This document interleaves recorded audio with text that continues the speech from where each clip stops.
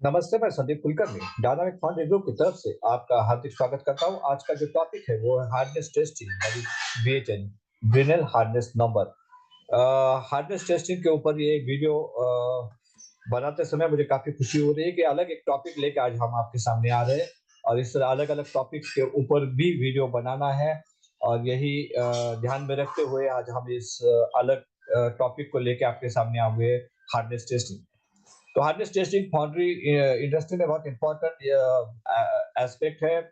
जब भी आप कास्टिंग बनाते हैं तो उसका हार्डनेस टेस्टिंग 100% हम 100% शीट में या 100% बैचेस में पार्ट वाइज या फिर एक फ्रीक्वेंसी के ऊपर करते हैं। तो चलिए आज के इस टॉपिक की शुरुआत करते हैं। Hardness testing is an important aspect of the casting inspection after pouring to verify the metallurgy and strength. जैसे आप जानते हैं कि लॉन्ड्री में हार्डनेस इंस्पेक्शन का एक बहुत ही इम्पोर्टेंट महत्व है और ये महत्व इसलिए है क्योंकि हम जानते हैं कि जब भी हम एक डिजायर केमिस्ट्री के साथ में जाते हैं, डिजायर चार्जेस के साथ में जाते हैं, तो हम हमेशा 100% टाइम पे उसका माइक्रोस्ट्रक्चर नहीं देख पाते हैं, उसका फिजिकल प्रॉपर्टीज नहीं देख पाते हैं। तो जो भी चार्जमिक्स और केमिस्ट्री हमने डिफाइन की है, तो उसके बाद जो डिजायर रिजल्ट आया है कि नहीं आया है, तो उसका एक परिमाण हमें अगर कोई देता है तो दैट इज हार्डनेस। हार्डनेस के ऊपर हम रिलाई करके बात कह सकते हैं कि अगर मेरा हार्डनेस रेंज में है और मेरा केमिस्ट्री और चार्जमिक्स सही है, तो मेरा माइक्रोस्ट्रक्चर और physical properties will also be in a range. तो ये एक इक्वेशन हम दिमाग में लेते हैं और इसीलिए कस्टमर हमको हार्डनेस के बारे में काफी जागरूकता रखता है, हार्डनेस को देखता है, हार्डनेस के ऊपर काफी रिलाय रहता है। इसलिए हार्डनेस टेस्टिंग एक बहुत ही इंपॉर्टेंट फैक्टर है कास्टिंग इंस्पेक्शन में। Normally we do check hardness using BHN, that is Brinell hardness number method. It includes taking indentation with the help of hard steel ball on a casting surface. Hardness Brinell hardness testing जो method है उसमें हम एक steel ball को एक load देके फिर casting surface के ऊपर उसको उसका इम्प्रेशन लेते हैं। उस इम्प्रेशन के ऊपर हम उस इम्प्रेशन का जो डायमीटर है, बॉल का जो डायमीटर है उसको लेके हम कास्टिंग के सरफेस से उसका हार्डनेस डिराइव करते हैं, हार्डनेस नंबर डिराइव करते हैं। Here we need to apply a load up to 10 seconds to get desired indentation of the casting. तो यहाँ पर 10 से 15 सेकंड आपको लोड अप्लाई करना है कास्टिंग के ऊपर स्टील बॉल को लेके और उसके बाद जो इंडेंटेशन आएगा वो हमें जो कास्टिंग का हार्डनेस है, सरफेस हार्डनेस है, वो सरफेस हार्डनेस आपको देगा।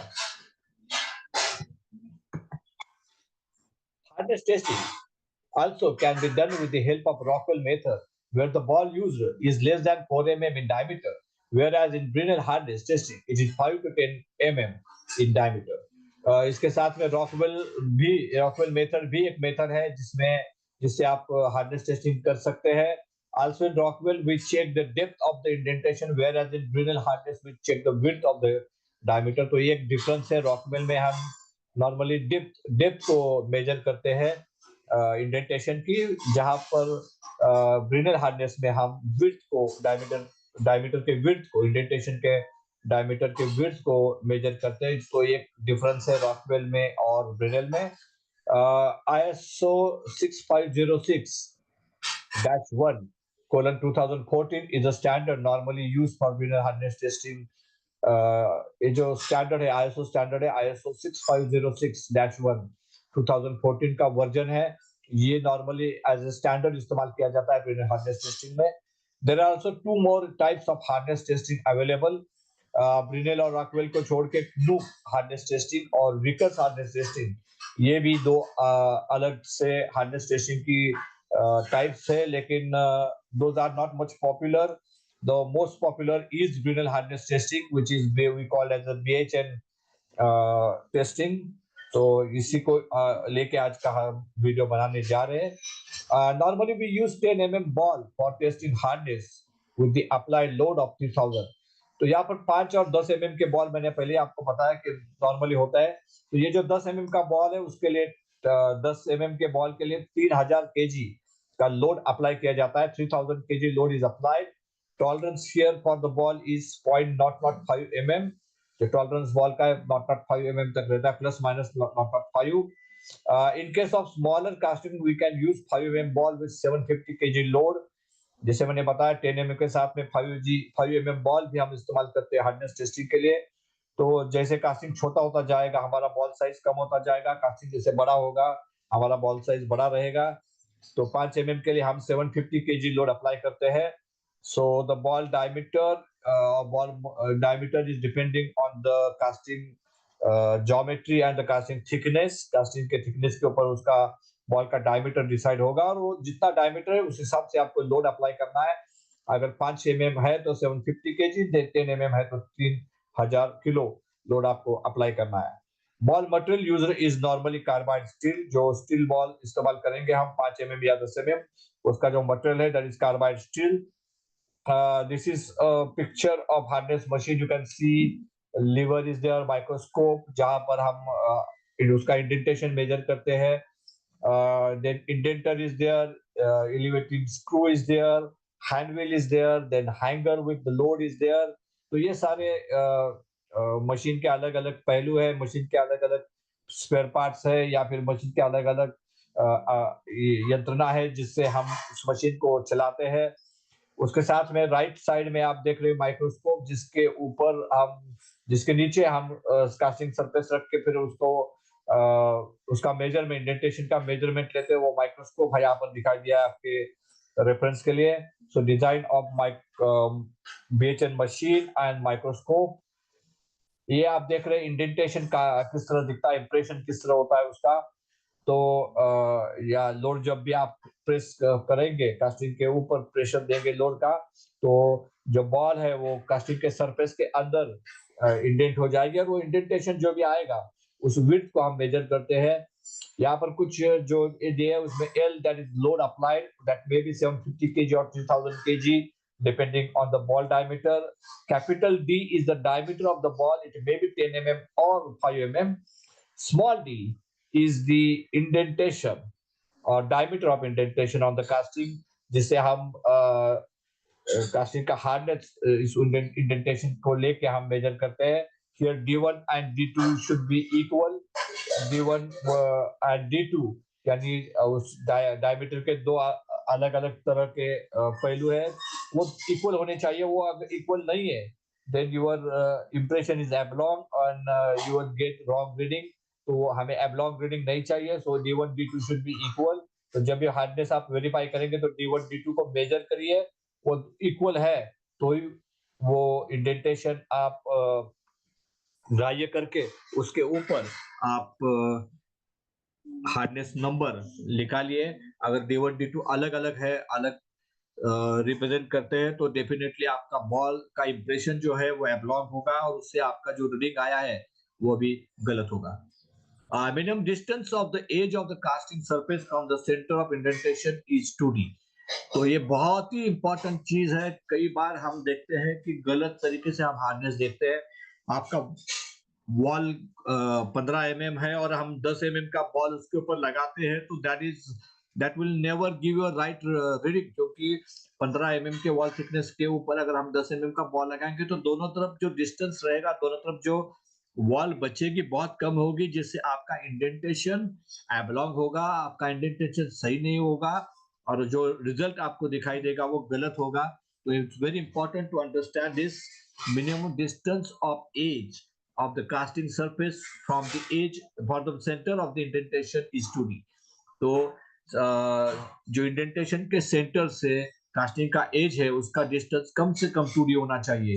तो इसका मतलब 2D plus 2D that is 4D आपका टोटल विड्थ होना चाहिए। अगर आपका इंडेंटेशन बिल्कुल सेंटर में आएगा वॉल थिकनेस के, तो क्योंकि इस तरफ 2D आएगा, उस तरफ 2D आएगा, तो 4D कम से कम होना चाहिए अगर आपका इंडेंटेशन जो है बिल्कुल सेंटर में है तो। लेकिन वो सेंटर में 100% आएगा उसकी गारंटी बहुत कम होती है, थोड़ा बहुत मैन्युअली इधर उधर हो सकता है।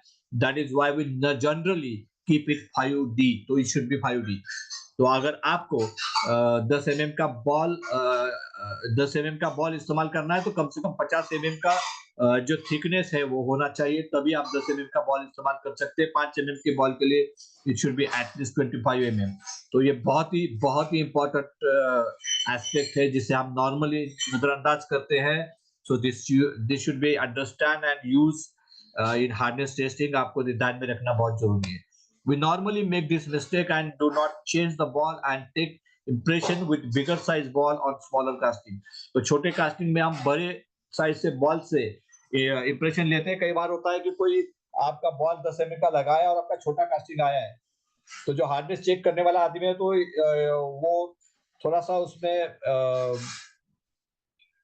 इग्नोरेंस करता है। वो सोचता है कि अब ये कौन बॉल चेंज करेगा, कौन पीछे जाके वेट बदलेगा, है उसी बॉल में ले ले। तो इसमें ये गलती हम कर देते हैं कि बड़े बॉल के साथ में 10 एमएम के बॉल के साथ में कई बार हम जो छोटा वाला कास्टिंग है उसको चेक करते हैं, जिससे वॉल जो है इंडेंटेशन के दोनों तरफ वो सही नहीं होती है और उसके वजह से हमारा हार्डनेस गलत हो जाता है, हमारा हार्डनेस सही नहीं आता है और उसका खामियाजा हमें भुगतना पड़ता है अगर कुछ आगे जाके कुछ क्वालिटी इश्यूज आते हैं कस्टमर एंड के तो ऊपर। तो ये बहुत इंपॉर्टेंट है इस बात को समझना कि हर समय आपको इस वॉल थिकनेस और बॉल के डायमीटर को के रिलेशन को आपको देखना है, उसको समझना है, उसी हिसाब से आपको आगे जाके काम करना है। So this will result in a wrong reading and false result. So ये बहुत इंपॉर्टेंट फैक्टर है, आपको इसको समझना है। ये आप देख रहे हैं यहाँ पर इट इज लेस। आप देख रहे हैं वॉल बहुत ही कम है, इंडेंटेशन 10 एमएम का इंडेंटेशन किया हुआ है, 10 एमएम बॉल से इंडेंटेशन लिया हुआ है। और नंबर 1 ये आपका तो सेंटर में नहीं है बॉल, एक नंबर पहली चीज है। दूसरी चीज ये भी है कि जो वॉल है एक तरफ बहुत ही कम है, तो ये आपको कहीं भी गलत सही रीडिंग नहीं देगा, ये हमेशा आपको गलत रीडिंग देगा। ये रॉन्ग रीडिंग के वजह से हम आपका इंटरप्रिटेशन गलत करेंगे, हम शायद केमिस्ट्री में चार्ट बिट्स में कुछ अलग ट्राई आउट करेंगे। तो ये बहुत इंपॉर्टेंट है जब भी हम हार्ड डिस्क को किसी भी एक्शन के लिए इस्तेमाल करते हैं, तो you have to see indentation of that particular batch of hardness physically. कई बार गलत इंडेंटेशन के बाद वजह से आपको गलत हार्डनेस मिल सकता है और गलत हार्डनेस के ऊपर आप कुछ डिसीजन लेने वाले हैं तो वो भी गलत होंगे। तो it is very important to understand whether the correct ball size is used, correct wall thickness has been maintained, indentation जो आया है वो सही है नहीं है, वो एक बार आप फिजिकली देखेंगे और बाद में ही उसके ऊपर कुछ डिसीजन लेंगे तो दैट विल बी बेटर। आप यहाँ पर देख रहे हैं इट इज ओके। आप देख रहे हैं कि इंडेंटेशन ऑलमोस्ट सेंटर में है और दोनों तरफ वॉल भी अच्छी तरह रखी हुई है, मेंटेन की हुई है। So it is okay. This is correct method of taking indentation, and here the hardness shown will represent the correct and right value. तो इसके ऊपर आप बिलीव कर सकते हो इस इंडेंटेशन के ऊपर, लेकिन इस इंडेंटेशन के ऊपर आप बिल्कुल बिलीव नहीं कर सकते हो। तो इस तरह के इंडेंटेशन के से बचिए एंड इस तरह का इंडेंटेशन है तो definitely I can go ahead with that indentation. Indentation लेने से पहले आपको सरफेस गार्डिंग करना है, उसके बाद चॉक मार्क पहले कर लो। अगर आप चॉक मार्क पहले करोगे गार्डिंग के बाद और उसके बाद ऊपर इंडेंटेशन लोगे तो आपको इंडेंटेशन को मेजर करते समय मुश्किल नहीं होगी। बाद में उसको चॉक से एडजस्ट करने से बेहतर होगा कि आप अगर पहले ही चॉक मार्क ले गए फिर इंडेंटेशन लोगे तो आपको आसानी हो जाएगी मेजर करते समय। सो this is another guideline that I can give you. After the surface grinding, put chalk mark on the casting where you need to check the hardness and then take impression of the ball on the applied chalk mark so that impression can be nicely measured under the microscope. So it is important before going for the hardness to check. Hardness check करने से पहले क्या क्या important चीजें आपको verify करनी है। Number 1 is the thickness of the area where we have to check the indent to decide the ball size. तो आपको कौन से एरिया में हार्डनेस चेक करना है, उसकी बॉल थिकनेस, उसका थिकनेस वेरीफाई करना बहुत इंपॉर्टेंट है ताकि आप बॉल साइज को डिसाइड कर सके। Number 2, right ball diameter is place in the machine. तो आप जब भी बॉल साइज को आपने डिफाइन कर लिया तो सेम बॉल डायमीटर और ball size has been place in the machine, वो आपको वेरीफाई करना है। Then number 3 will be correct weight and load is applied on the machine. अगर आपका 10 mm का बॉल लगा हुआ है तो 3000 kg है 5 mm का बॉल लगाए तो 750 kg that you have to verify it very well and then grind the surface of the casting by 1 to 1.5 mm. This is very important factor कि आपको सरफेस को 1 से 1.5 mm तक ग्राइंड करना है, जहां पर आपको हार्डनेस चेक करना है, क्योंकि आप हमेशा जानते हो कि सरफेस के ऊपर एक तो वो सरफेस ठीक से पॉलिश नहीं होता है, उसके ऊपर पिटिंग होता है, ग्रेन सैंड ग्रेन का पिटिंग होता है, और साथ ही में जो सरफेस एरिया है उसके ऊपर कुछ ना कुछ चिलिंग टेंडेंसी रहती है बिकॉज ऑफ एयर कूलिंग के वजह से। तो उसके वजह से भी आपको सही हार्डनेस नहीं मिलना है। आपको अगर हार्डनेस देखना है तो you have to check the hardness little down in the casting, क्योंकि आपको कास्टिंग के अंदर का कोट का हार्डनेस देखना है, आपको सरफेस का हार्डनेस पूरी तरह नहीं देखना है। तो इसलिए 1 से 1.5 mm अगर आप ग्राइंड करोगे तो आपको बेटर परफॉर्मेंस, बेटर रिजल्ट आएंगे। Then chalk is applied on the grinded surface where we need to check the indent। तो उसके ऊपर आपको सरफेस के ऊपर चॉक अप्लाई करना है, जहां पर आपको इंडेंट लेना है।